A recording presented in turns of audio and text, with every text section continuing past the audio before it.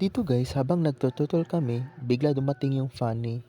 Naisipan siguro niya na makukuha niya yung turtle, pero nagkamali siya. Siya pang nabigyan dito. Dito guys, niligtas ko yung buhay ni Alice. Kung di ko siya nahook, sigurado patay na siya ngayon. At nabigyan pa ko dito guys ni Fanny.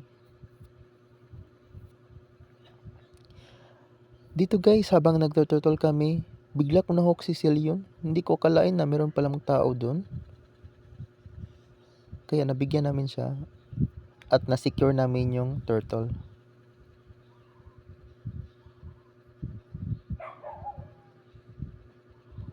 Dito guys, tamang abang lang kami ni Chu dito. Naghahanap ng mapapapatay. Dito guys, inuna ko si Celion kasi siya lang yung malambot. Kaya napitas namin siya. Kaso lang, naubos kami dito guys.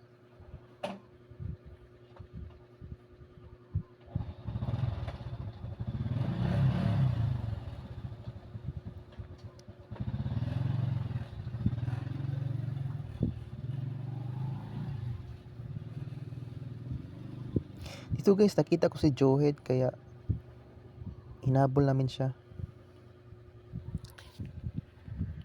Takbo Joehead, habulin ka namin. Napagamit ako ng flicker dito guys, flicker SS. Para mapitas lang siya. Kaso lang, naubos kami dito. Sana hindi na lang namin hinabol si Joehead. Dito guys, nahook ko si Roger.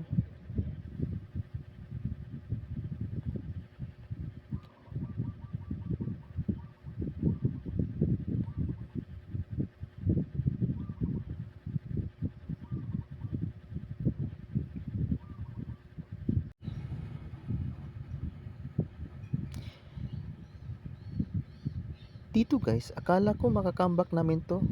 Kasi guys, napatay namin ang tatlo sa kanila. Tapos yung natira, Fanny na lang at Roger. Panoorin nyo guys. Napatay namin si Celion dito. Tapos nag-mid kami. Mid kaming apat. Akala ko guys mananalo lang kami kasi apat kami sa mid tapos dalawa lang nag-def. Hindi ko nasahan guys na mauubos kami pa kami. Grabe mag-def yung Fanny guys oh. Sobrang lakas. Mauubos kami dito.